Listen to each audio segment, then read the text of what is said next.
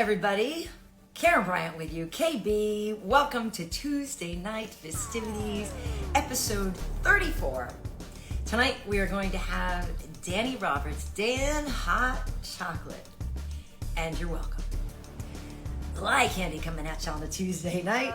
Ladies and gentlemen, now let us move on. Like I said, it is episode 34. I have been spending all of this time with the one, the only 27-time world Mr. Renato Laranja. Hi. E aí, Karyn Bryant?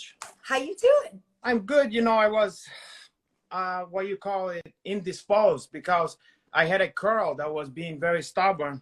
Did and you? I had to put it to submission. Okay. Had to show who was the boss. I gotta always readjust once you get here. What? So I feel like, are you extra sensitive about your looks because hot chocolate's coming on? Are you feeling a little bit threatened? No. I'm you know, like the greats, just not unlike the greats of fighting, the greats of chocolateness and of good looks. And of light-skinnedness? You wanna test yourself against the best. Okay. You understand? Okay. So you know, this is. I prepare my whole life for this one. Okay, I understand. Hey, so a couple of things. I have an Ethernet now for my festivities. You do look a little choppy. You look chopped to me too. And I'm on an Ethernet. So some people had told me last week, and I meant to tell you sooner. Yeah. Some people commented that the VPN could actually slow you down. I don't have the VPN on. Okay. And you turned off the lights all around? Again? No, you really think that's it? I mean, it was before. It was fine with the lights and shit. Forever. I don't know. I'm just saying you're a little choppy, and I'm on an Ethernet. So I don't think it's my end. I give it a shot. I don't know what else to do. You want to pop out and then come back in? Yeah, I mean, I'll try. Yeah. Okay. Okay. Look it. I mean, I don't think it's me in this one, folks. Right? I feel bad. He might have that favela Wi-Fi going, which is like stolen from like 4 or 5 different people, right? Okay, I'll tell you what we're gonna do, folks. Let's just welcome in Danny Roberts, because Danny is here. Dan Hot Chocolate is here, and he is fighting, of course. Hey, he's fighting on Saturday at UFC 274. How you doing? What's going on? Good to You be look here. great. How are you? Thank you. Yeah, I've just come out of a training session, cutting weight. We are ready for the weekend. The energy's flying. Yeah, we're in a very, very good place right now. I love it. So what's the deal with the blonde? What? I know. You know what? It was something that I've wanted to do for a little while. I've just held back. I don't know if I've had a little bit of anxiety doing it or something like that. But anyway, I just put the foot on the pedal the other week and decided, time for a change, switch up, new me, new era. So nice. Yeah, I decided to switch it up. I'm going. Nice. Well, it looks great. And the thing is, too, is that, it worked for Charles Oliveira. It worked for Blonde Bronson. He had quite the run. I knew he was going to say Blonde Bronson. Yeah, but it worked for Charles Oliveira. Oh, caralho. Renato Laranja. It's the ghost of chocolate past, porra. Here we go. Oh, caralho. You're the new chocolate, but there was a chocolate that exists before that one, caralho. You know what? I've had a lot of nicknames. I've had a lot of aliases. So, yeah, I'm ready for it. Yeah. Nice. There's a little cinnamon on my top of my chocolate, porra. That makes some of the chocolate properties to came out. I got the marshmallows now. Oh God, I didn't even thought about that. Oh, the marshmallow on top of the chocolate. See, you gotta get up very early in the morning to beat these new guys, these new chocolate light-skinned brothers. They got a lot of stuff. You're right. They haven't got as much style as what we've got. The UK chocolate brothers were different. Trust me. Is that right? Okay. Well, what's different about that ones? I want to know that. I'm very intrigued by the, the black culture in the UK. Yeah, you know what? It's developed over the years. It used to be. If I'm honest, it used to be quite segregated. It used to be white and black. As I was a kid growing up, there was a lot of racism and stuff like that, and I never really had a place to stand. I was either on one side or I was the other side, you know, and Yeah. more of an outcast because you didn't really fit in on either side, you know. But yeah, ultimately over the years it's changed. People are more open-minded. Yeah. People, if anything, yeah, again, us brothers end up becoming something of you know, high interest, and I think a lot of people just, I don't know, they become a lot more open-minded in the way they were thinking. And again, we live in a more cultural world now. Yeah. Well, the ladies was always open to that one, even if they don't tell. Hey, They like that one. it's the ladies that give me the name Hot Chocolate. Oh, I hope so, my brother. Because I'm sure there's some other guys out there who enjoy the chocolate, you know, to look from afar. Yeah, probably. They wouldn't mind to burn their lips on Hey, that one. I'm absolutely fine with my sexuality. I wear pink. I'll floss it. But yeah, no, I'm 100% straight. Oh, Hey, yeah, well, no, listen, but you you've can't done help some who likes modeling as well, haven't you? I have, yeah. I'm still currently doing it as well. In fact, I've got a shoot with BMW when I get back to the UK. Really?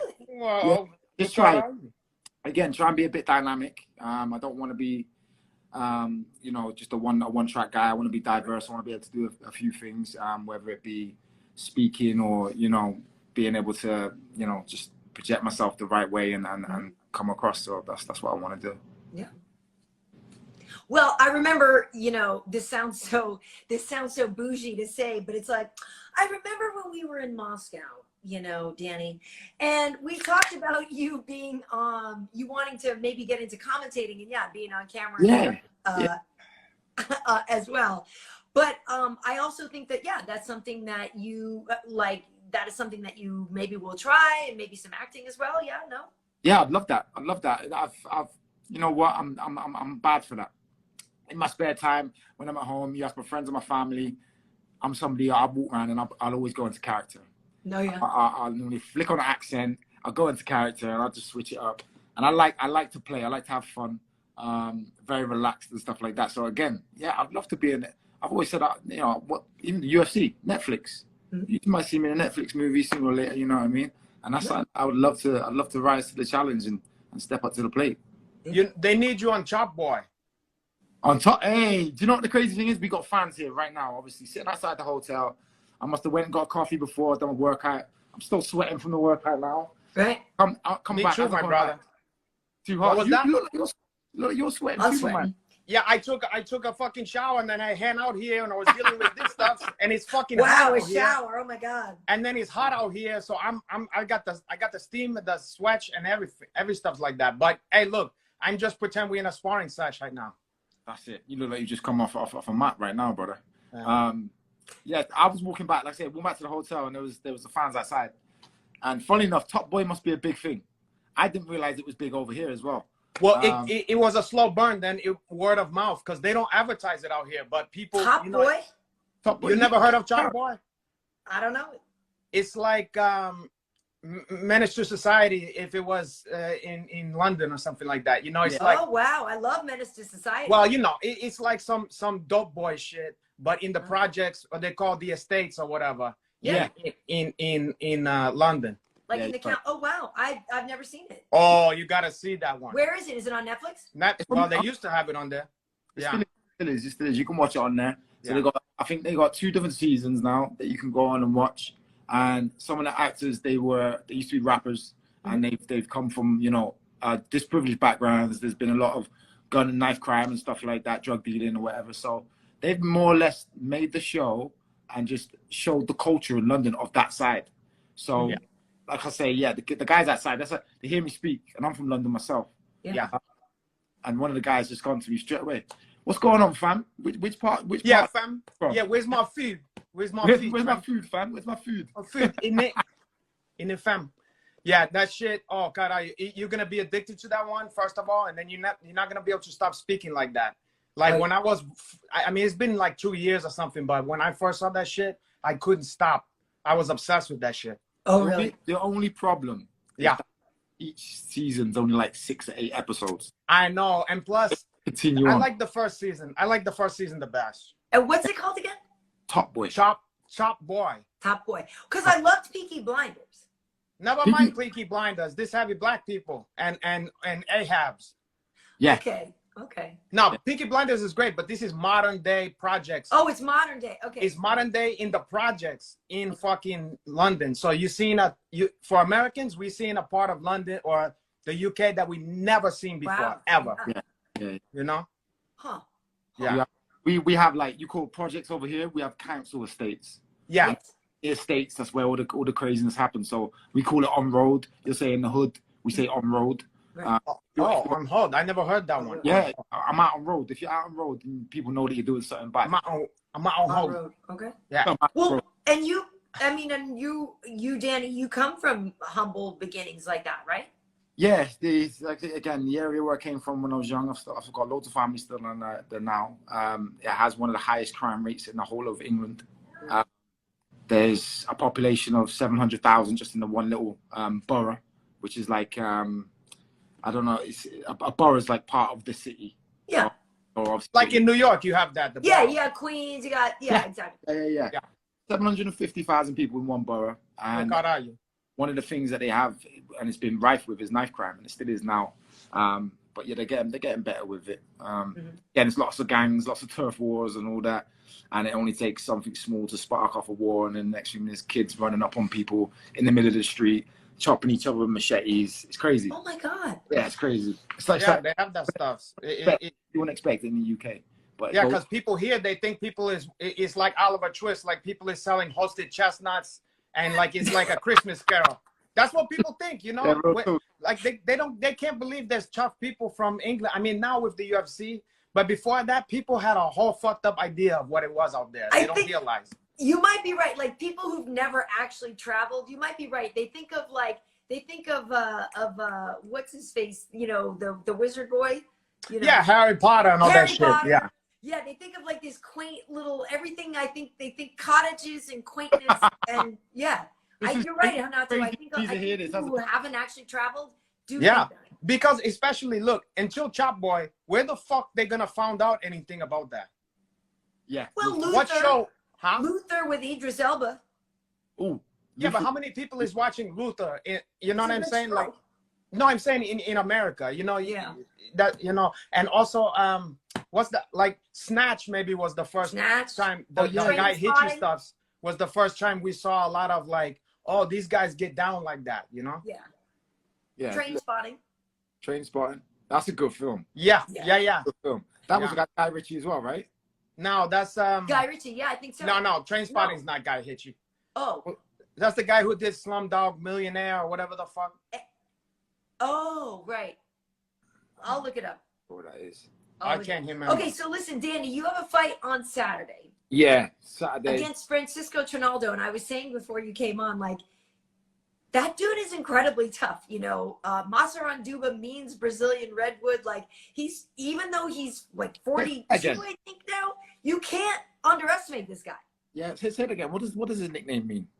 Massaranduba, it means Brazilian Redwood. What's Brazilian redwood? Like, you know, like a hardwood, like a redwood tree is a very hardy hardwood. Okay. And they old. A lot of them is old. So his body looked young, but his face looked like 75 years old. I know. Listen, and that's the crazy thing. I've got respect for the guy, in a sense that he is still in the game. Yes. Few people that continue to be consistent and remain, you know, on good form like the guy does. So for that reason, I haven't took 1 second. I haven't took him lightly. I haven't took the camp lightly. You can't. I'm turned on. Now, as far as him being battle hardened, that's one of the things that I know he's gonna have is that dexterity, the durability, and he's probably gonna feel like a piece of iron when it comes to me clapping. Yes. But that's also fun and exciting for me because it's a challenge, and I love a challenge. So again, I wanna decapitate the head off the dinosaur, and I want to take it back to the UK with me. This is my time again, and I've got a nice little challenge in front of me with a great accolade and a background. And look, listen, how many fights has this guy had in the UFC? I don't know. He's up there with the record holders for most fights or something. Like when you get his info, actually I should look it up. I could look at his bio. Like I would say what, Cowboy has the most UFC fights, I think, right? Yeah, Something just like that. under 30, right? And I think he's mid. Hey, yeah, he's been there forever. Because, yeah. Yeah. Let's just say 20, maybe. For yeah, at least. Yeah. I mean, I've worked so many of his fights, and that's what you're saying too. That like that durability and that Brazilian rubber, like that old man strength that he has. Yeah. Where do you think that he's more dangerous, on the canvas or on the feet? Well, this is the thing. When I've looked in, I start to pull apart. I'm like, all right, sweet. Well, what we gonna expect? Because he is older, and he's moved up a weight. Now, the other thing, I feel like he's come up weight, and he's had one fight at welterweight, correct? That might be. I think so. Maybe, yeah. Yeah, Dwight Grant, I think, was his last fight. Okay. Yeah. Right. Now, my thing was this: he moved up obviously for a reason. With age, harder to lose the weight. Maybe it's just easier. He wants to stay consistent. Wait, you said with AIDS he lost weight? With No, age. age. Oh, God, are you? Age. Okay. I'm sorry, The bro. weight, the older you get. Okay. Yeah, but the older you get. So again, I've looked at it and I've tried to assess it, and I'm like, all right, well, you know, I don't think that he's a seasoned veteran through and through. You know, he's gonna be long in the tooth. He's gonna have a certain style. He's gonna be stuck in his ways. He's gonna be a methodical mover. There's gonna be certain patterns and certain things which he's gonna go to, because that's him now. He's not gonna be somebody who's still learning, growing, developing, trying to add new tricks to an old dog. It's not gonna be that case. So the hardest bridge for me to cross is the fact that, like you say, he's a piece of iron, and I've got to try and go in there and bend that iron. You know, I actually think he's gonna try and keep it standing, even though I'm a threat on the feet, fast. I'm definitely the better athlete as far as being explosive, powerful, and I also think that, you know, I'm a true welterweight that is going to make him feel that power and that strength, regardless of the fact that he has got that old man lion strength, and he's gonna be there in front of me. Again, the wrestling side of things, we all know. You wrestle, you want to try to take someone down, and you fail. That person pops up. You do it once, you do it twice. It takes a lot out of you. And that 40, is he looking to do that?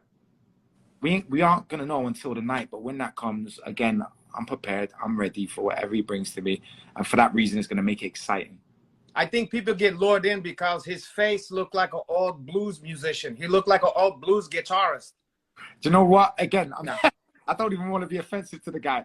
You know, Lord of the Rings. Yeah, Lord to the Rings. Yeah. Yeah, you know them orca things, whatever they're called. Yeah. Oh, God, are you? You think he looked like? I thought you was gonna say he looked like a Schmiegel, porra. And I was like, that's too far. Hey, he's a big Schmiegel. Come on, a Schmiegel must be a what? Flyweight? Schmiegel, but he's strong, and he's durable. God, he been through a lot. Yeah. Yeah, me precious, porra. Schmiegel sounds like he's Scouse. He does. He's fucking Scouse, kid. Scouse, you got me fucking precious, kid. I'll fucking bob you, kid, if you don't fucking give me back me fucking precious, kid. When are you coming to Liverpool with me? Anytime, my brother. After this fight, you gotta bring me out there, and we gotta do a world tour of all the chicken heads, all the Liverpool fucking birds out there. Hey, it's a wild place. Liverpool's a wild place, trust me. I can imagine, porra. And you can tell. Listen, look at the pedigree that's coming out of Liverpool right now within the UFC. I know. I know. I'm there. Paddy, Molly, Darren Till. Yeah. The big man. What's his name?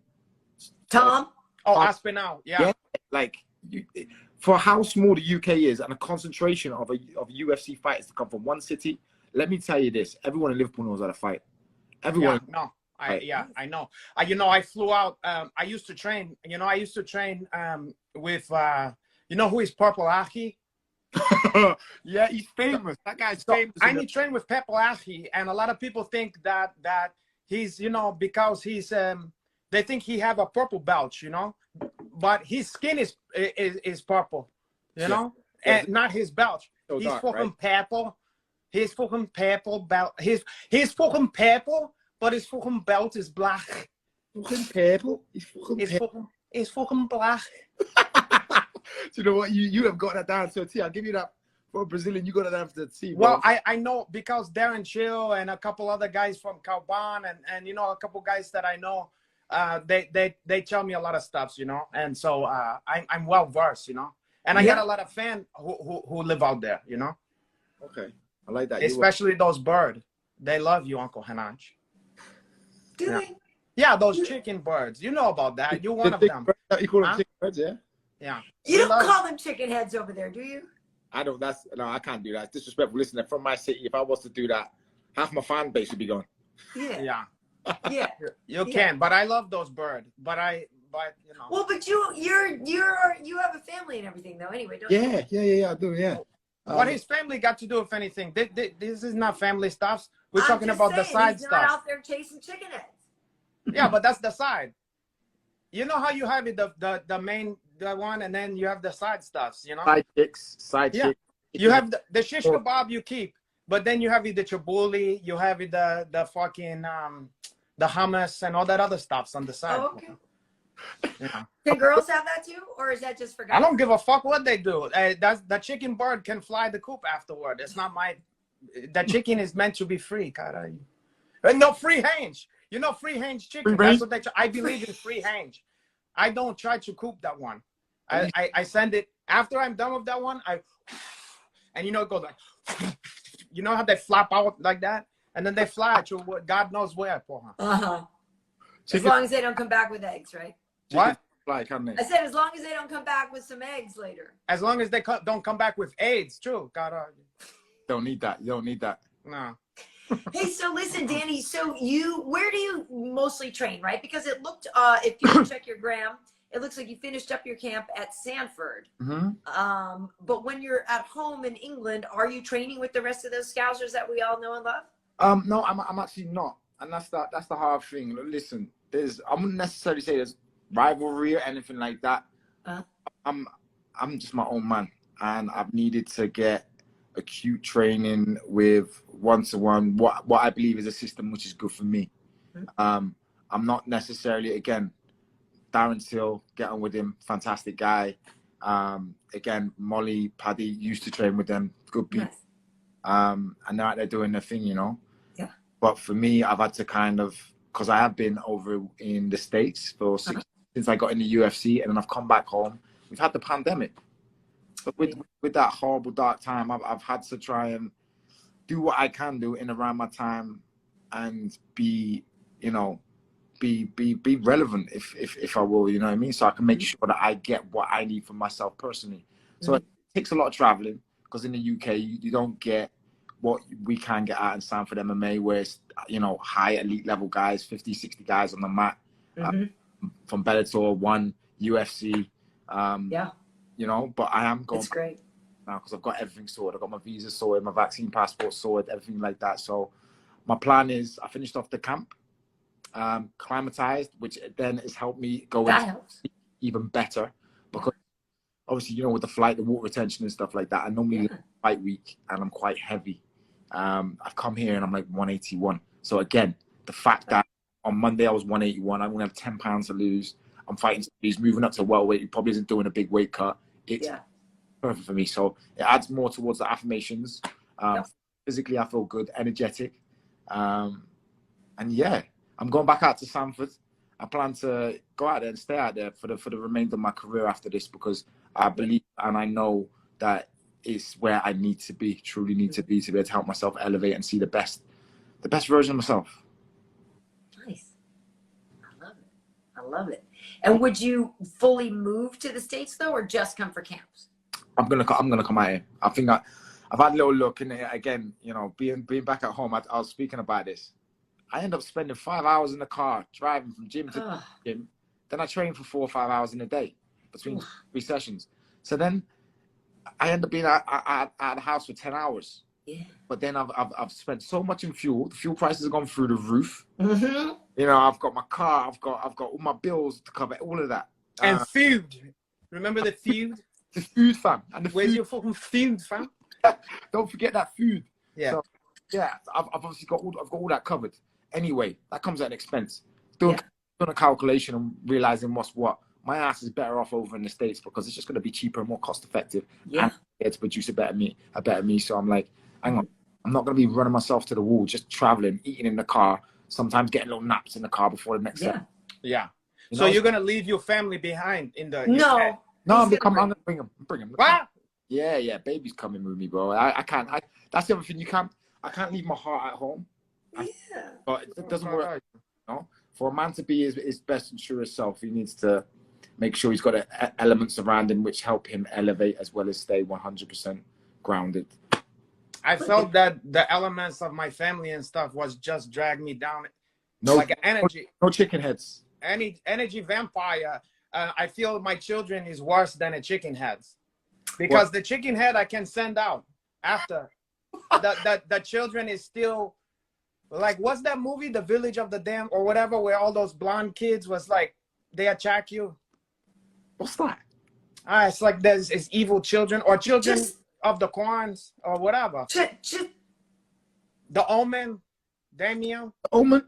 Yeah, Plus, you know, children is like they take your spirit, you know. In the Aaron's like, come on. They take your money. Anyway, not for nothing. Being in the States, Danny, you know, you could try to, like I said, try to start to get on the desk, try to start to do some of that stuff. Hey, you know what I mean? Light Skin Nation, baby. Light Skin Nation. That's what I know. We need a gang sign. We need it's like important. We do, don't we we? need like a LS. We need like a. What are we gonna do? We need like a gang sign. Yeah, L. Nation. The S is tough. I know the S is.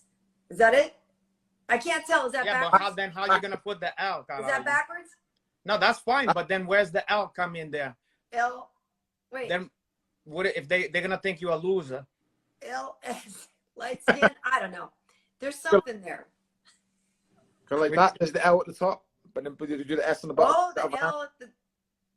We're gonna go back to the drawing board. You're gonna end up getting shot out there, fucking around with the gangs, light-skinned gang signs, and you're gonna get shot. Either that, or I'm gonna get some girl dates.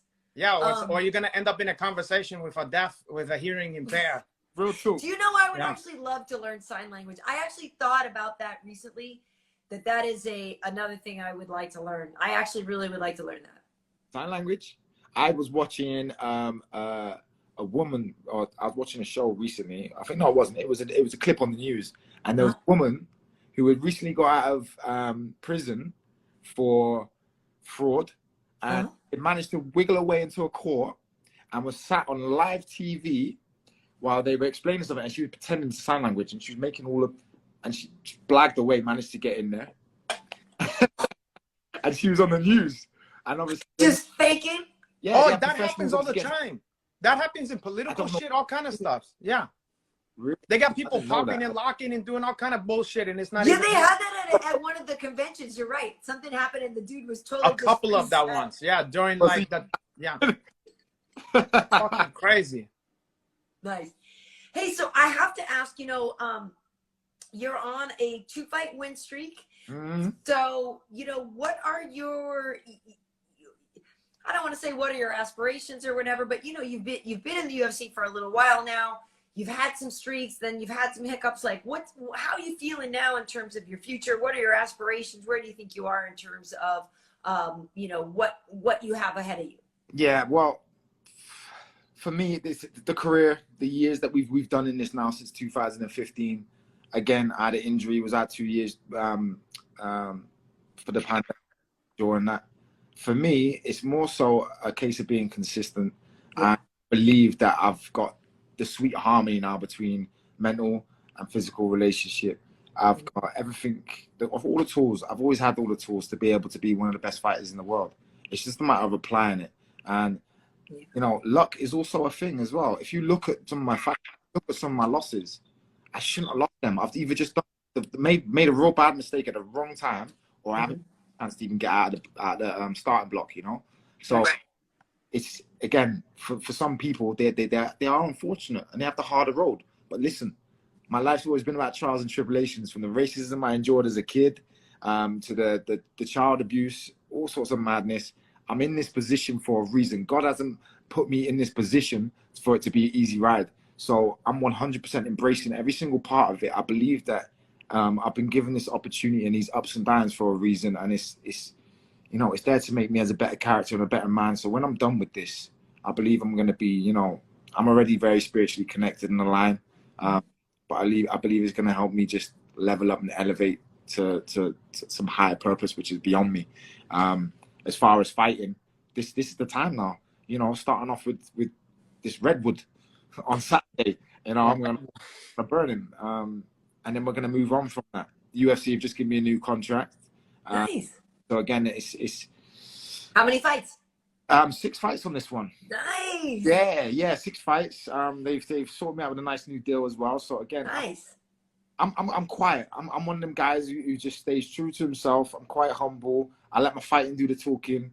I always come out and entertain anyone and everyone who I am and what I do. I'm all about fire and flames. I'm fight or flight mode. Like I say, the place in the past of where I come from, that's all I know. I get in there and I do treat it like a competition, but it's also life or death, because where I come from, that's what it's always been about. So, you know, I'm always looking for the finish. I'm always striving to get that fight done, because that's not just what I want, but I also understand that it's like it's the height of entertainment. Yes. So yeah, it's an amalgamation of a few things coming together, and I also feel that I'm in that place now spiritually as a 34-year-old male in my prime to be able to continue through now and just flatten a few people, continue with the win streak, and really start make a name for myself. I love it. Somebody was asking in the comments, what's your ethnic background? Like, one of your parents have something else besides chocolate in there? Well, this is the crazy one. So, yeah, when I was young, a lot of people could never ever hit where I was from and be like, "Are you from the islands?" I'm South American. Right. South American. Oh, my mum is British, English. My dad is from Guyana. Guyana. Ah, Yes. okay. Suriname, yeah. Close to Brazil. Nice. That's like fucking Chiron Sponge. You know, that's why. Oh yeah, and Jarzinho, Biggie Boy, who's been on with us. Yeah, but you got that Is he from Spawn swagger. Yeah. Jarzinho, he's from Suriname, right? Suriname, yeah. Yeah.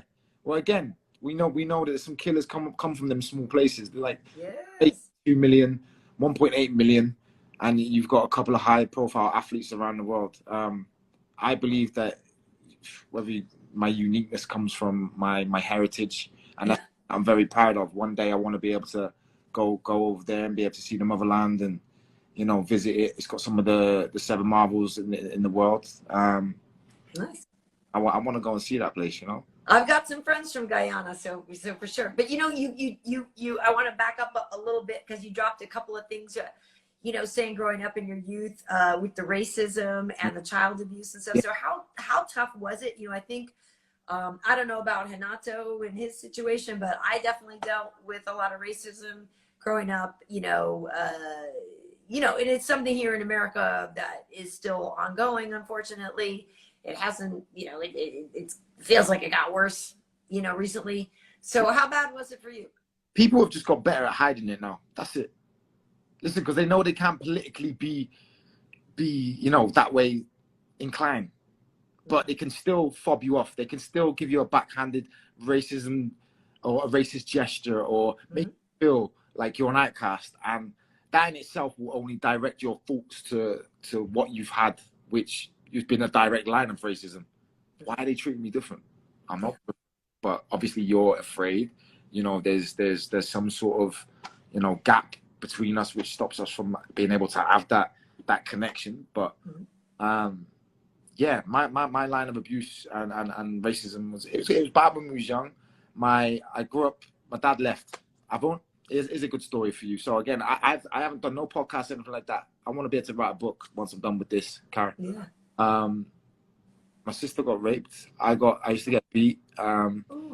Locked in cupboards, used to have to do mad crazy stuff from my white stepdad. My mum was white. Mum used to go to work obviously over night time, and then bad things used to happen in the house while she was gone. Then when she come back, it'd be a case of we were young. We didn't know that we were being abused in that sense. We were just controlled. So we lived in a very toxic environment for 6 years before my mum ended up running away because he was abusing her. You know, through alcohol-related violence and you know, like I say, the sexual side of things and that, and then abuse towards me and my brother. That's what, seeing my brother get beat, witnessing my sister go through that. I was 7 years old, And I had a switch that flicked in my head, which told me that, and I said to myself, I'm never going to be a victim, and I'm never going to let my family be a victim. Now, when I talk about fight or flight, when I talk about when I go in there and I go absolutely fucking bullshit, balls to the wall when people try and overcome, and you understand, I feel vulnerable. I don't want myself to be in a vulnerable position. So what happens? My core inabilities and inhibitions come out, and it says, no, we're not doing this. You're not having your way with me, kind of thing. So I all of a sudden, you know, I fight fire with fire. It used to get me into a lot of trouble when I was a kid until I found out that I could fight. And back of that, then I got into boxing. Boxing then led me on to MMA later on in life. But also from the sport, it gave me so much discipline, so much redirection, so much definition in who I actually was. Found myself in the sport, and I become very comfortable in my own skin. So with that, again, I was able to understand my situation and the dynamic of who I was. I become a protector and a carer of my sister and my brother. I became like a dad, and because I was the eldest. Nice. So I did that, and I'm still a provider now. You know, I go and earn my wages, I go and fight for it, and I go back and I feed my family. You know, my sister, brother needs anything, I'm there for them. And this is why I also feel that things happen for a reason. But I'm glad, and I feel privileged and proud of myself that I've been not from nothing, from minus, from below, and crawl my way up to some sort. So I'm already a winner. Yes. UFC champion.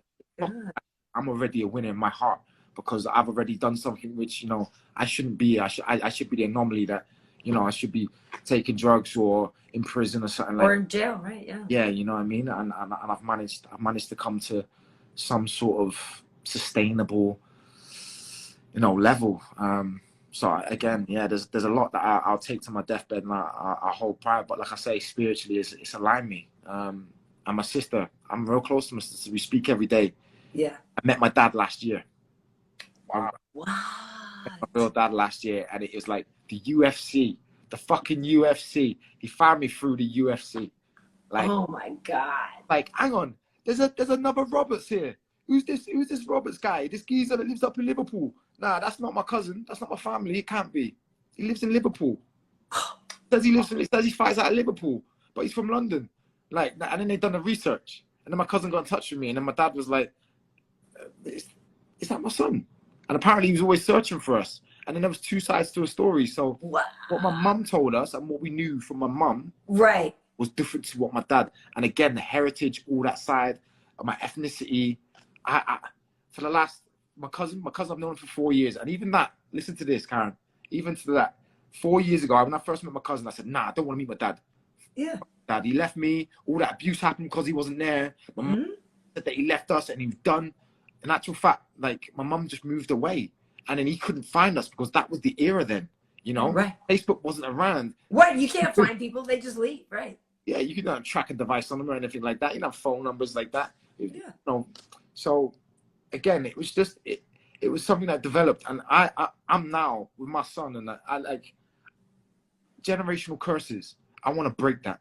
I want to be different. I want to be able to prevail, produce something great, and be able to push on to other people. You know, whether it's doing outreach work and letting people know exactly what they're capable of, people from disprivileged backgrounds, and being able to help them, you know, realign themselves and see a bright future. I want to be able to do the same thing for other myself, for myself. Because like I say, things weren't easy. But along with that, because my dad wasn't there, yes, we endured a lot of racism. We grew up in a white area. We was 4 black kids in my school of 1,100 kids. Two of them, brother and sister. So I was third, and my fourth was my best friend. I can relate. My fourth was my best friend. So we always fighting. Nignog, gollywog, what? Bum, bum, bum, bum. And then it's like I get to a place where I'm like, hang on, I'm actually fighting for something that these people are just hating. They're just hating. I don't need to be doing all of this. I'm a protector. I would never ever be the bully. I hate bullies. I got bullied when I was a kid. Yeah. But I was always a protector. I was always someone's, you know, to hold my sister's hand and my brother's hand and say that we walk in side by side and we got partners and we'll come out the other side together, you know? Man, that's amazing. That's incredible. I mean, I'm amazed that you're still a positive person, because obviously the potential for you to turn into a completely different type of person, you know, hurt people, right? So the fact that you're working and able to break the cycle is really something incredible. And you should already be, I mean, you're already such a success story. So so that is really great. But you know, Renato, see, family is important. Listen, we can He's like, we can agree and disagree, but we can still came together.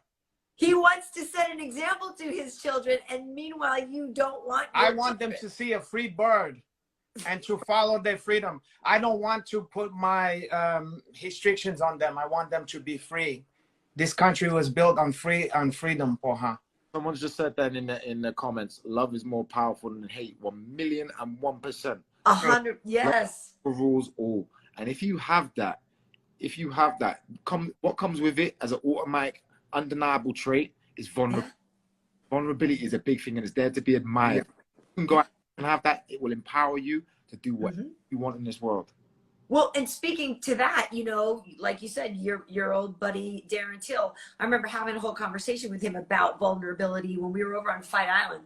And we were talking about the fact that he's so candid in his social media, and he would tell people about his, you know, mental illness struggles or this or that. And he said, yeah, no, by showing my vulnerability, I'm actually, it's a strength. And you draw strength from others. And, you know, by conceding your weaknesses, you're able to, you have a place to go from, you know what I mean? And you can build up from there. But then also he said, I don't fucking care. Fucking anyone and everyone. He's fucking anyone and everyone. Anyone. Yeah. They're all fucking dead, kid. Hey, what do you make of Darren? What do you make of the bromance with Darren and Hamzat? I personally love it. Yeah, do you know what? I think it's good for Darren. I think it's good for Darren. I think it's good for Hamzat as well, because it's helping him, you know. Darren's done a lot of what Hamzat hasn't yet. Yeah. But also Hamzat's come in and he's proven massive statements time after time. That's unbelievable. What he did with that last fight with Gilbert, I actually had Gilbert down to win that fight. Yeah. Being a fellow teammate as well. Yes. Guy. A lot of people writ him off in that fight just because they were caught with the smoke that Hamzat's had. Yeah, there's Gilbert's so much shine so on good. him. There's so much shine, but I can't blame them, because like certain fighters, like for instance, John Jones, when he first came out, he was annihilating, like, you know, the first couple guys, and they're going, yeah, but he's not going to do this to so-and-so. But then every time he does this to the next guy, you know, so how do we know that Hamzat's not going to just do the same shit, you know? That's one of the great things about the UFC is, like, listen, they put great fights on. They put matchups on, and everyone can make speculations, but nobody really truly knows what the fuck's gonna happen. Yeah. That's the drama. That's what makes it better than anything. You know? Makes it beautiful. It makes it beautiful, and that's one of the purest factors about the UFC. That's one of the purest factors about the sport, and that's one of the reasons why it has been striving and it has been going from, you know, height to height, and it's one of the fastest growing sports in the world. Yeah, from globally renowned, household names are flying around. Obviously, Conor McGregor helped to establish that massively. But in between that, yeah, because of the pureness of the sport and what it is, you know, it's big. It's big, and it's undeniable that's contributed to that. You know, we need to make sure that we keep it very pure. We don't go down this dramatic WWE-esque kind of route, because we've got a lot of. I was doing posters with Rose.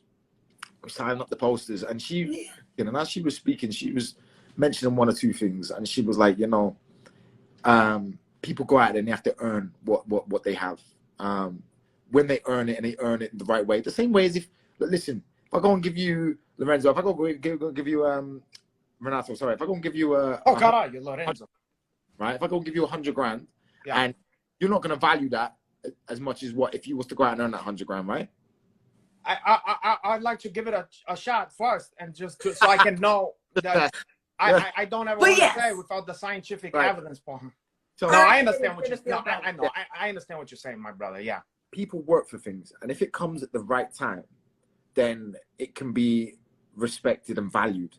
So in a sense that there's a lot of, we are in entertainment business, but there's pure fighters that are out there, which actually don't get overlooked, but they have to absolutely demolish person after person after person after person before anyone takes note of who they are, which is crazy. Yeah. But then at the same time, you know, I understand the fact that it is an entertainment business, but we've got to try and still stay pure to what it is here for, and that's the fights. That is the fact that anyone can fight anyone, anytime, anytime. You know what I like? I like when I don't mind if the shit talking and all that stuff is from a genuine character. Like if the person is just a fucking character, that's fine. It's cool. But when you see it's just forced and they feel like you could just feel it, just don't feel right. It's like, ugh, you know, like it don't land, you know? That's Kobe Covin, isn't it? Exactly. Exactly.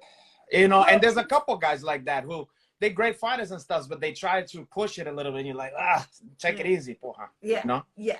No, and to your point, you know, that is exactly why I love my job, because I honestly don't know what's going to happen every day that I go to work. You know, most people go in, you know, like they punch a clock or, you know, whatever. Most people have a very consistent job where they sort of know what's coming and they know what's kind of going to happen. But I show up on Saturdays and I'm like, here we go, you know, and so it's really exciting and it's really entertaining. The last time I saw you, we were over at Apex, and this time you get to fight in front of a huge crowd. I'm curious how that's been for you with the, you know, with the COVID fights and the this and that versus Apex with no crowd, where some people love it because it feels like, you know, it feels, you know, homey and they can hear their coach and it feels like, you know, relaxed, like a sparring session. And other people are like, man, I hate the Apex because I don't get amped up because I don't have a crowd and I start slow and whatever. So like, what's your experience been? How do you feel about fighting in front of a big crowd now versus stuff over at the Apex? Again, background, I had 1,000,001 street fights. So that's what it felt like. It felt like in the UK, in Liverpool, we call it a straightener. You're going to fight and you're going to have an arranged straightener. And it's, I'm going to take 3 of my finest people.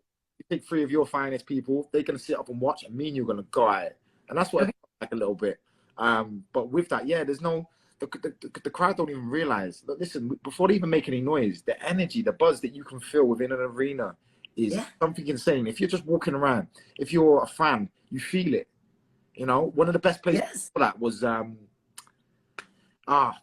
MGM in Vegas, just because the way tiered, it's like mad steep. So right. And like, so everybody feels like they're right on top of that fight. Yeah, you look up and it's like if you're almost on the ceiling, you're like, wow. But then at the same time, when you're in there, that energy is projected inwards, and there's definitely 100% spiritually, like there's definitely something, people letting off that energy internally outwards, which grips fighters, which either helps motivate them, or the ones that say that they find it hard, it's because it shuts them down. And the anxiety, all that gets to them, the nerves come out. For me, it helps me, like, I wouldn't say help me, it just brings out a different type of character. And that type of character is, I'm excited to see him again. I swear to God, I feel like it's been about 3 years since I've seen that guy. So I know we have the potential not only to knock this guy out, but to get a performance of the night. And that's something that I'm proper relishing. I'm looking forward to. Just, I felt like it's a debut again. I said this to my coach the other day. I was like, whoa, I'm back here this week, and we've got some fans outside. We've got a busy hotel. You know, there hasn't really been too many COVID restrictions as far as the way things are. It's more open, more relaxed. I feel like this is it. We're back. It's a debut again. We're brand new. And he's like, I love it. So roll back the clocks. Roll back the clocks. Yeah, we're ready to go. That's great. So I got a question now. As far as I'm concerned, you have one of the greatest nickname in all of MMA history. Oh my God! Yes. I'm just telling you, for my taste. When I heard that, I heard your name before I saw you fight. So I was already like, I got this guy. I don't give a fuck. Because that's just my style. So I was like, I like this shit. Okay, so first of all, how you got the nickname, and was it just women or whatever? Right. So I moved to Liverpool, right, when I was 18, and I was a joiner by trade, carpenter, building houses. I left that, moved on to being a security or a doorman, security in nightclubs. Bouncer. So obviously I could fight. I was training. I was a boxer at the time. I went and got my badge, and then realized because it was getting good money over the course of 4 nights. Then what I would do is be able to train. I would have a week up there to train, and I would just obviously go and work overnight time, make my money, and it would pay my bills, and that way I could get in. I've got a crazy sweet tooth. Not as much now, but when I was young, like I would go to work on the doors. I'd be on a nightclub. I'd whip out bars of chocolates, whip them out. Anyway, I'll stand on the front all the time, and then it was like I was young, fresh face, smooth skin, baby face. You know what I mean? So like your Uncle Henach, similar. Yeah. Yeah. I got black on. That's what it's very true, my brother. So yeah, then I used to just start speaking to people. People used to come down to the doors, used to get a lot of attention off the women, a lot of the older women. So I'm talking when I was like 21, 22, and these women are in their 30s and 40s, and they like used to come Scouts birds. Yes, they didn't even used to go in the club. They used to stand outside, and they'd be like, "Right, were you going in?" And they'd be like, "No, we want to stay chatting to you." Da, da, da. They're just like, hi. Yeah. I like that. Hi. I like the sound of this, Paul. It made me blush doing that. So then, next thing, the guys that were working with me on the doors, they used to call me chocolate. And then obviously, because of the fact that the women come down and give me attention, it'd be, there's hot chocolate. And the crazy thing was, because I moved to Liverpool, within 6 months, I was doing that, and I was on the doors. People started to get to know me as hot cocoa, hot chocolate. And it's like, people didn't even know me by my first name. They got introduced to me as chocolate. So then that was it. It just stuck. This is better than I could have expected, my brother. Like I say, the first MMA fight from that, it was like boom, it just stuck with me. A UK guy who's in fact a commentator and a writer called Dave Lefferby. Don't know if you've heard of him. I don't know him. Yeah, I feel like I heard that last name before. Dave Lefferby? Yeah, he's a good guy. He had to chat with me, and he was like, we got to have something different. He said, like, you coming into the game, you're different. Let's give. What do people call you out on the street? And I was like, I've moved up to Liverpool. Everyone keeps calling me chocolate, but it's like racist. No, ride with it, brother. He was 100% correct. Yeah. Be proud of that. Ride with it. He said it's not like the slasher or the skull basher or right. Yeah, in fact, it's good. It's contradictive to what we do. So exactly my persona and who I am, I'm like, I like to talk. I like to just be calm and smooth or whatever. So yeah, let's go with this. Let's run with it. Bring the ladies in there. That's the. I mean, it's a solid nickname. Yeah, it is. It's one of my favorite one. I gotta be honest. I can't lie. Bro, I appreciate that. Yeah. Well, and also I co-sign now because you got to remember too, when we're on the air talking about this stuff, like it's fun to say. It's fun. It's just fun. Like you can't. It's memorable. It's fitting. It's good. It's a good nickname. Again, that's the other thing, right? You're supposed to.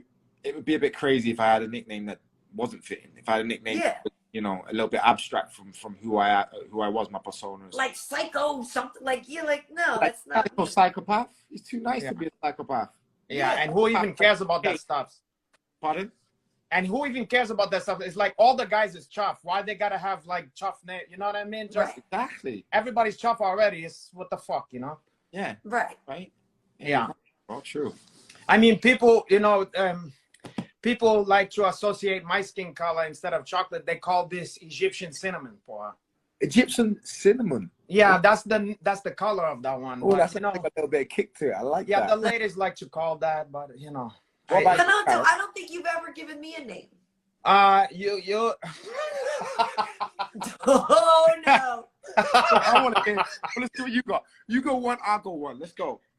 Oh, for her? Yeah, go on. Caralho. Well, I gotta wait. You go, because I gotta live with her every week. So I gotta be careful here. Ooh. I'm gonna say caramel shortcake. That's not too shabby. I like that. I'll take it. But Karyn Mel.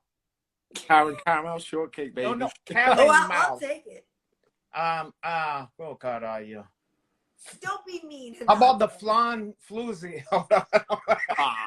I'm kidding. I thought he was gonna say some sort of chicken or something like that. Well, I thought about that. The bird, the chicken bird. I'll take what he said. Thank you, Dave. Yeah, you take what he said. You're gonna only hunt with that one anyway. This is gonna make her whole fucking year now. You've got to give him something again. Karyn, you're absolutely gorgeous. So you've got to have something that's fitting for you. So that's what. But I have to keep her down though, because her head gets too big. I gotta keep her spirits down. Thank you, Danny. Yeah.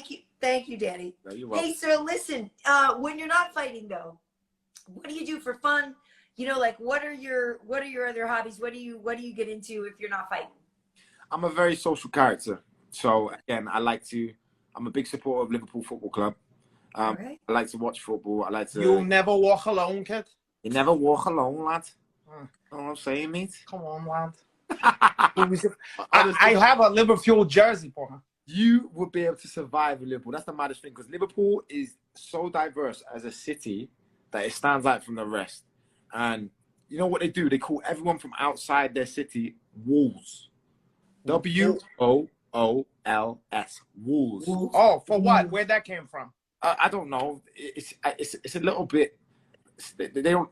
It's a bit bad how they call people that. Really it makes you feel like an outcast. But they say, yeah, you're woolly back. You're a woolly back if you're from the outskirts. If you're from somewhere. I understand that because that's just their way of saying we got our own thing going on. Yeah. You're not one of us.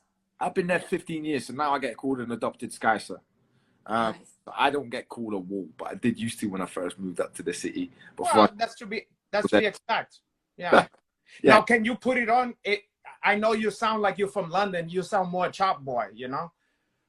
But can you put on, if you need to fake like you was straight up Liverpool Scouse as fuck, could you just throw it on and have them to believe that one?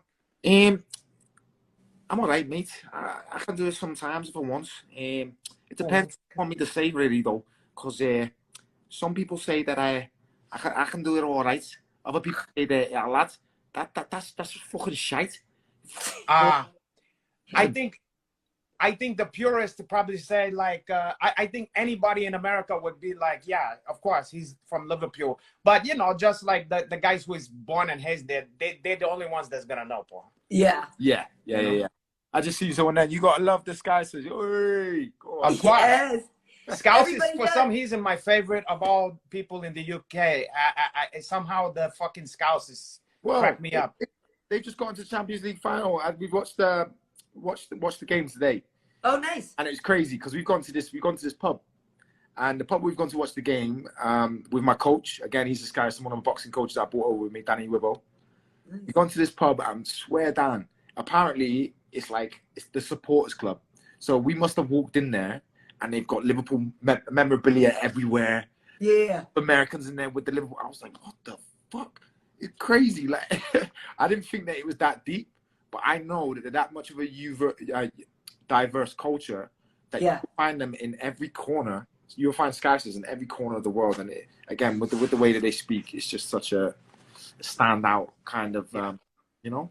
Yeah, well, you can find like even here in LA. I feel like over in Santa Monica, there was either on Lincoln or something. There's a bar like that's known to be, you know, an English bar or a Scouser bar or whatever to go. Like if you're gonna go watch XY team, you need to go to this one over here. Yeah, they have that. Yeah. A couple of the ones. Yeah, and there's exactly. There's an Irish one too. Yeah. Yeah, exactly. Yeah, exactly. No, there definitely are. They won it. They come back. And now they're going to be playing in Paris. And yes, we won. Hey, well, were you bummed though to not get on the O2 cards? What's that? Like to be, you know, how we just had the fights over, you know, with Aspinall headlining, and then we're going back in July. Yeah. Are you going to try to like ask for a quick turnaround and get on the July card? I've already put a message out to Sean Shelby from my age, and said, look, listen, we need to sort this. And it's one of them. If we can get a quick turnover, you don't get medically, you get signed off. It's 10 weeks from this show. I would love to fight two fights that close back to back. Yeah. Good run at the start of the year. I'm fit. I'm healthy. It's about coming out of this fight unscathed, and then 10 weeks, nice fast turnover, and going back over to the UK crowd. I've got plenty of friends and family that want to see me fight over there. I was fortunate to fight there because obviously I took this fight over here on such a card. Give me a little bit more time to get ready. So yeah, I'd love to get back. If I don't, I don't. But again, my prerogative and my plan is to try and be UFC London in July. Nice. If not, I'll see you there. I'm going back. I'm so excited. I love it over there. Yeah, it's nice over there, right? And to be fair, listen, regardless if I'm there or not, Karyn, I'm gonna make sure I come down look after you, show you one of the Okay. spots around there, and yeah. Sounds like a plan. Definitely. Love it. So before we run out of time, I wanted to ask you now, what is some of the other nickname that you like? Because we're gonna be doing yes, because of your nickname, we're doing like you know, like a tournament with brackets to settle on the best nickname of all times. So you know, we gotta find out what, you know, what you think is like some of the best nickname for her. yeah. Some of the best nicknames. Which ones did you have on because So, well, some of the ones on there are, you know, like Natural Born Killer or Natural Born Killer. So there's Natural Born Killer. There's, you know, Ruthless. There's Thug Rose. There's the Axe Murderer. Touchy Feely. Yes, Touchy Feely is one of my all-time favorite. It's one of my all-time favorites too. Yeah, the but Dean I'll tell you of what, Mean. the only name that can is gonna be a dogfight between you name for me, and there's only one other name that can even come close. And I don't even, I'm sorry to even say this. The Black Beast someone's just said there. Now, Caramel Thunder. Caramel Thunder. Well, Caramel Thunder. Yeah, you know that kid, Caramel Thunder? Nah, he's in the UFC. Who is that? Miguel Baeza. Oh, yeah. That fucking name, Caramel It's a Thunder, good that's name. bold. That's brazen. Just so you know, Danny, your bracket, you are going, Hot Chocolate is going up against Jens Pulver and his Little Evil. Little Evil. Little Evil. So I it's going to be personally Hot don't Chocolate think- versus Little Evil over on the post show. I don't On think the any after party. females want any Little Evil versus a chocolate bar or whatever. Well, this is the thing, innit? It all depends, I suppose, right now, when you're talking about it like that, it all depends on who the voters are. And if the voters are males, I don't think they're going to be picking me. So, No. try and put some females onto the platform. It's supposed to be about the name, not the... Well, we're going to have both, but any guy who's securing his stuffs can hoot for another player, you know, game hacking nice game. You know what I mean? Right. So only Right. only haters is not going to like Hot Chocolate. Well, and somebody just pointed out one of my favorite nicknames that I can't believe I left off the bracket, which was Shoeface. Shoeface. Two-Face, yeah. I mean, it's unique for her, but I don't know. It's no Hot Chocolate for her. It's just so mean. What it is, it's like in Brazil, you know, they take the thing you're most vulnerable about or Yeah. you hate about yourself, and they're like, that's your nickname. It's unfortunate. Yeah. I don't know. Well, speaking of Brazilians, Danny, before we should let you get out of here, but you are fighting a Brazilian, Francisco Trinaldo, UFC 274. Listen, you're on a 2-week streak right now. What you No, saying? he was showing you some the physique, and you didn't even notice. Hey, you want some physique? You want Yeah. That's Karyn. physique? That's Karyn's favorite shit. Hey, she's not. That's a bad thing. Look, listen, when it comes to fight time, Karyn, you're not going to see a full 15 minutes of that. So, you know, between the walkout and then the first round. So enjoy while you can. She's like Hey, she's like there's the a kid reason- in the fucking chocolate factory. You know, the German kid.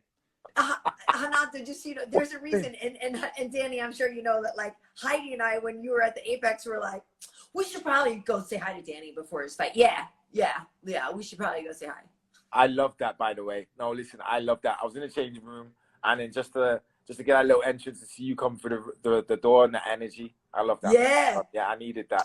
we love you. Yeah, We're excited, and I'm so Shoot. glad you were able to do this because, like, you know, we've wanted you on before, and the time difference obviously is a thing, but having you fight in the States, it totally works out. So Yeah, again, like you say, you know, me being able to come over here after this fight, get things sort of back at home in the UK, and there's going to be more opportunities for me to just be able to show my face, talk a bit more, because I love to talk and entertain. So I can't wait for that time to happen. I'm looking forward to the future. But first of all, we get this job done on Saturday. Yes. All right, Renato, any last thoughts from you? No, I'm just happy that you fulfilled the fantasies for Karyn Bryant and kept her happy for a little bit here. And you know, we happy to have another member of the light-skinned delegation. Yes, Light Skin Hall of Fame. You are in here with Max Payne Griff and Eric Anders. And who else has been on that was in the Light Skin Hall Well, of Fame? Anthony Smith is one of Anthony Smith. That's we call Anthony Smith. We call him light-skinned heart. Light-skinned heart. Instead of lion heart, yeah? Instead of lion heart. He's light-skinned heart. That's right. He's on the Mount Rushmore. You know he's half black. A lot of people don't realize that one. Yeah. But even that, listen, I'm only this color because I'm in the freezing cold UK. Yeah. When I move out to the States, I'm gonna be up in this like real chocolate. Bronze on and that. Yeah, I'll be different, honest to God. Nice. Well, Karyn's gonna be looking forward to that one. Yeah, we really do appreciate you here, having you here, and obviously we wish you the best of luck on Saturday. We know you always deliver. Yeah, you don't get in boring fights. That's the cool thing. Yeah, again, I don't think it's in my nature to do that. Like I say, everything, every atom of me, every fiber, every part of me is about that. It's electric. Even the way I train, I'm in workout rooms. I'm getting told to calm the fuck down. It's something that I just can't contain. This is me, who I am. I'm an entertainer with it, you know. So yeah. Oh, let's go. Awesome. Looking forward to it. Thank you, Karyn. We're all looking forward to that one, bruv. Okay, bruv. Thank you, brother. I appreciate it. Awesome. All right. Thank you, Danny. Okay, you never walk alone, kid. I'm inviting you over to Liverpool, bro. You are coming over with me. I'm heavy, my brother. I'm heavy. I need to get out there. Renato, you should come in July when we go back over there. Oh, you'd love that, wouldn't you, Karyn Bryant? So you can finally get your challenge into me. No, I'd rather check out the local talent if I'm honest. Oh, God. I'm going to do that. I'm going to escort you around and show you what there is to do on that. Don't worry about it. You got to put me where you used to find all those old Scouse birds, those housewives, and put me in there in front and say that I'm the new chocolate replacement for you. Yeah, so I can have... Yeah, so I can have all the fucking Scouse beds. The fucking Scouse. I'll take those fucking Scouse beds to fucking Pizza Express, kid. Take you to fucking Pizza Express. Yo, this is too much. Don't make me wet myself, bro. What the? Oh, Danny, we're ridiculous. Okay, Danny. Listen, Danny, I'm gonna go have my last meal. I go get my... Bro, you are hilarious, man. Keep that going. Oh, wow. God, I'm just myself. I can't help no one. Okay, my brother. It's great talking to you. Great meeting you. Thank you very much. Look after yourself. Thank you. Godspeed on Saturday. Thank you very much. Bless. Catch you soon. Bye. Respect. Okay. Oh, God, I caught that one. Oh, my goodness. Well, how excited was you from that? You like that. You got more than you fucking bargained for, Karyn Bryant. You know what? I was happy he did that because a lot of guys would try to be coy or whatever, especially they got a wifey and all that kind of stuff. And he knew, like, why not give to the Karyn what she's want. Throw me a bone. Throw to her bones, God on you. And I'm all for that. He gives the fan. He's a man of the people. He is a man of the people. He's a good dude. Yeah, and he's a good fighter. And, yeah.